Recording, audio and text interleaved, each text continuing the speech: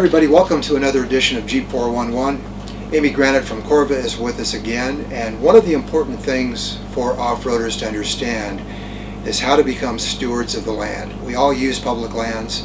They're very important to us. We care a great deal about those lands, but we really need to be stewards, and stewardship is something that's extremely important.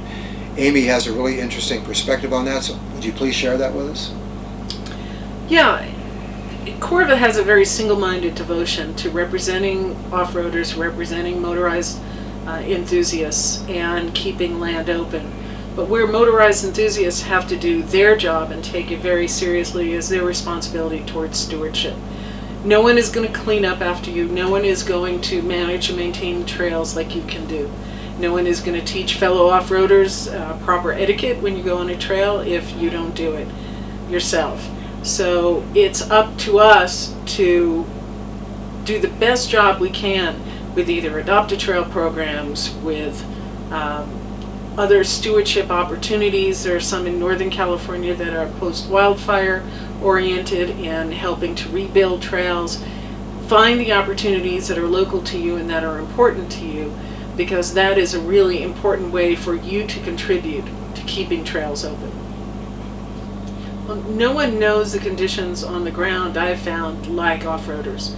So we go into areas that even district rangers or BLM rangers don't often go to.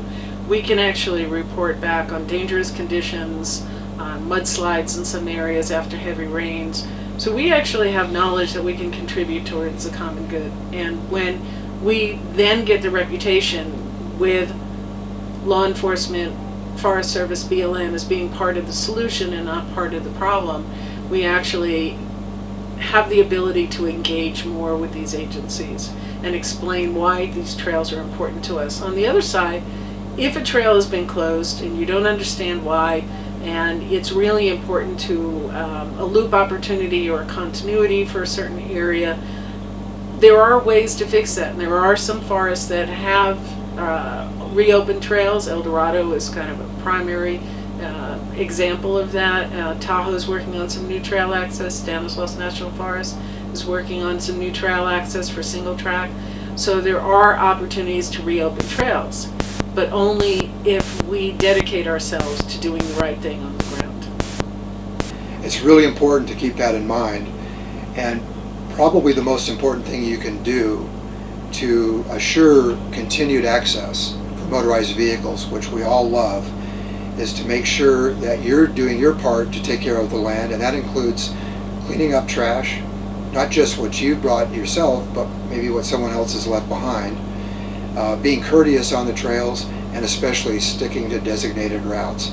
That's a huge problem, and sometimes it's not clear what the designated routes are, but it's important to find out and make sure you stay out of sensitive areas, because that's the quickest way to get trails closed, and something that in our Adopt a Trail program we take very seriously.